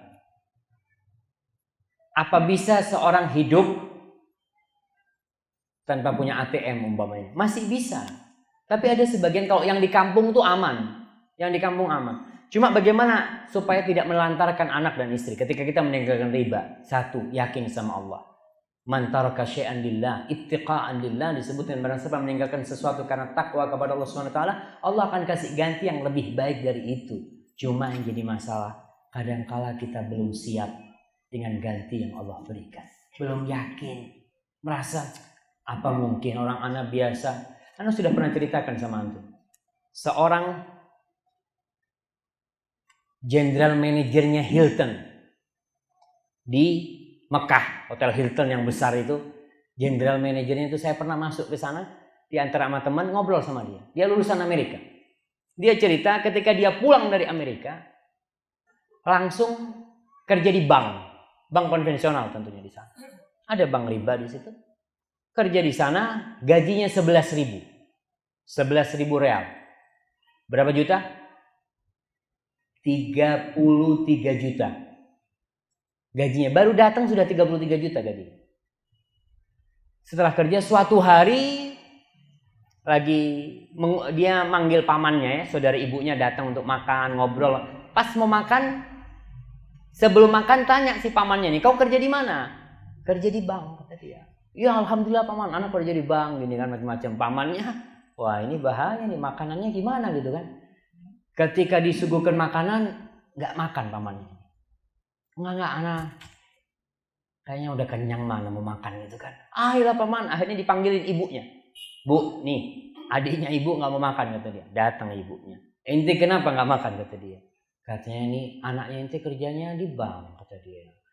Anak syubhat nih mau makan hasilnya riba ini kata dia gitu kan. Apa katanya ibunya? Nak, besok kau berhenti. Kata si anaknya, anak sih mana namanya masih muda kata dia. Eman-eman anak kan. Tapi karena anak taat sama ibu anak tinggalkan. Karena dia taat sama ibundanya. Akhirnya sudah, anak ngelamar kerja ke sana ke sini, jadi resepsi di hotel. Jadi resepsionis di hotel Hilton dia cerita. Gaji anak 4.000. Habis dari 11 jadi 4.000. 12 juta gajinya. Akhirnya dia cerita subhanallah. Ketika 11.000, demi Allah dia cerita itu duit mesti habis, nggak berkah. Yang ini mobil rusak, yang ini sakit, pokok duit itu habis semuanya.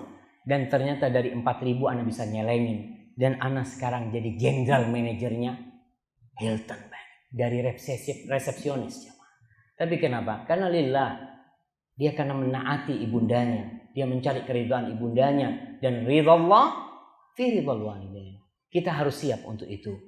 Insya Allah, ya dunia ini ujian ya. Mau nggak mau kita diuji sama Allah Subhanahu Wa Taala.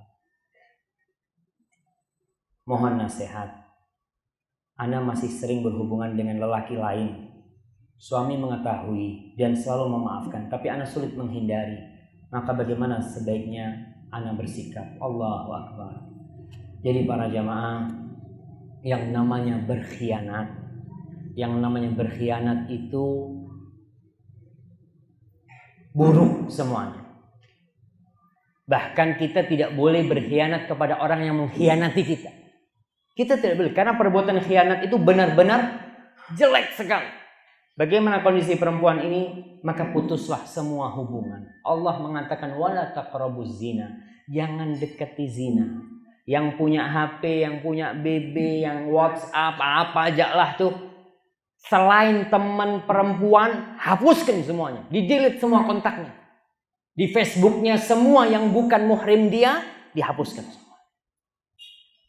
Karena setan itu kalau dulu susah masuk rumah kecuali dibukakan pintu, sekarang masuk lewat genteng, masuk ke HP kita. Hati-hati. Maka solusinya hapus semua kontak-kontak yang bukan mahram kita, kecuali saudara kita, kerabat kita yang memang kita silaturahim sama mereka, ada masalah atau memang ada keperluan. Wallahu a'lam bishawab.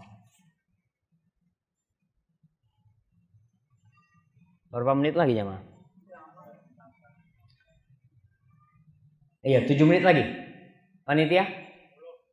Nah, 10 menit.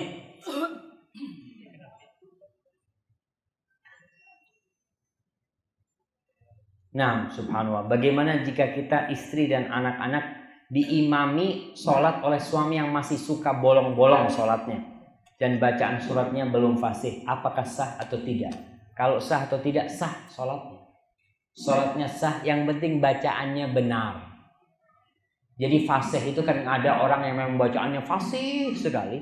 Ada orang yang bacaannya ya namanya orang Indonesia kadang-kala kurang fasih.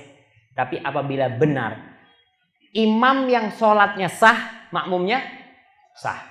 Jadi kalau sholatnya imam itu sah buat diri sendiri, maka sholatnya sah. Maka alhamdulillah nih, kalau suaminya suka bolong-bolong, maka bilang sama suaminya, Mas, saya mau dimakmumin terus sama Mas.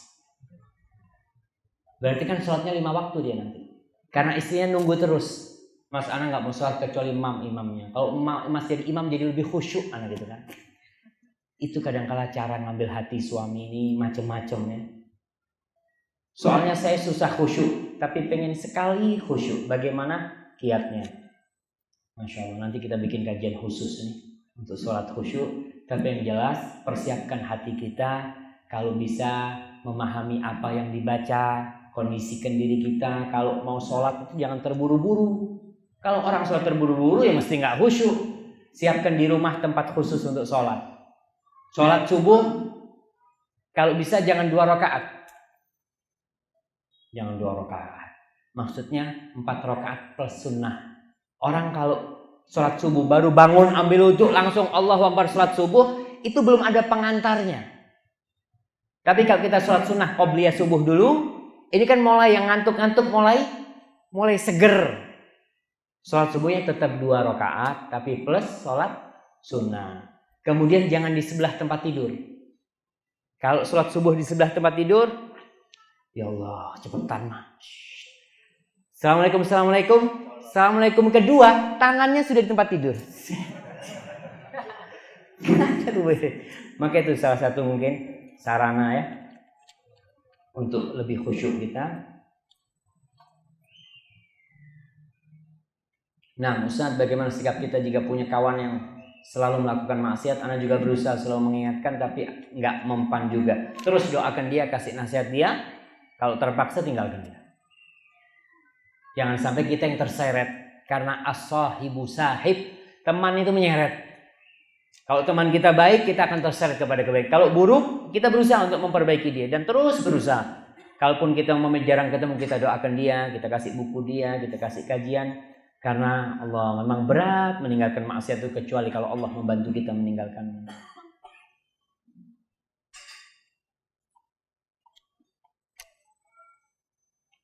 Nah, Ustaz, berhubung dengan al-wala wal bara.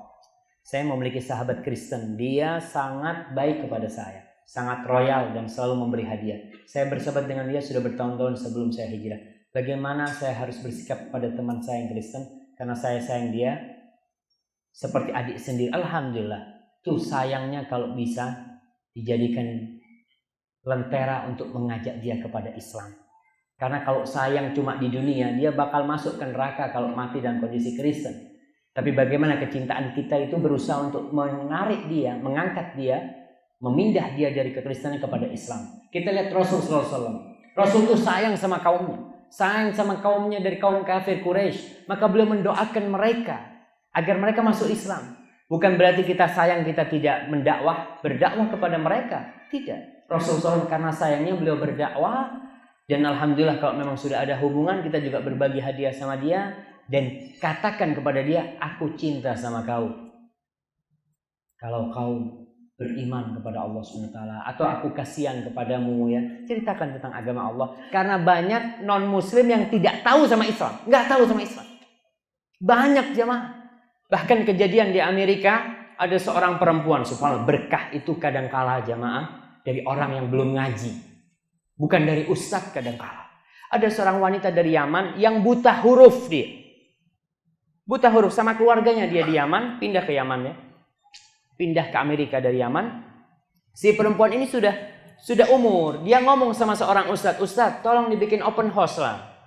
Buat orang-orang yang ingin tahu Islam datang." Karena banyak yang nggak tahu tentang Islam. Akhirnya ustadz ini sebagian ngomong, "Wah susah gitu, nanti nggak bakal ada yang datang." Macam-macam lah alasannya ustadz ini.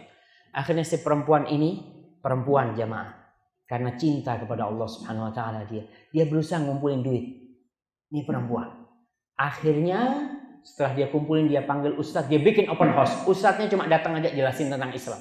Bikin open house, makan di sana ya. Orang yang mau tanya tentang Islam silahkan. Subhanallah, berapa banyak dia cerita orang yang masuk Islam. Karena orang-orang yang jauh dari Allah, yang tidak tahu Islam, itu hidupnya kering kerontang dari kebahagiaan. Nggak ada bahagia. Sampai ada seorang wanita yang masuk Islam, dia kemudian ambil mic, dia cerita, "Ana akan menuntut kalian di depan Allah Subhanahu Wa Taala. Karena orang tua ana mati kafir. Dan kalian tidak pernah menjelaskan Islam kepada kita." Perempuan itu ngomong, orang tua ana mati kafir gitu. Karena nggak pernah tahu Islam. Ya apalagi yang namanya kondisi di mana nggak ada masjid, jauh dari masjid. Mungkin kita akan berbicara, kan sudah ada internet, ada TV. Iya, kalau orang-orang tua mana nonton TV, mana apa. Dia mungkin kerja di rumah, nggak pernah dengar azan, nggak pernah dengar orang yang berdakwah kepada dia. Perempuan ini ngomong, "Ana akan nuntut kalian di depan Allah. Kenapa kalian tidak berdakwah mulai dulu sama kita?" Dia masuk Islam. Berat jemaah. Maka kalau kita punya orang-orang tetangga yang non-muslim gitu ya, kita kasih tahu tentang agama ini, tentang Islam ini. Karena ini nur, cahaya yang dapat menerangi kehidupan manusia. Wallahu a'lam bishawab. Mungkin kita cukupkan sampai di sini. Mohon maaf kalau soal-soal yang belum bisa dijawab. Apabila yang Anda sampaikan benar itu dari Allah Subhanahu Wa Taala. Kalau ada yang salah dan kurang berkenan itu dari diri Anda sendiri. Wassalamualaikum warahmatullahi wabarakatuh.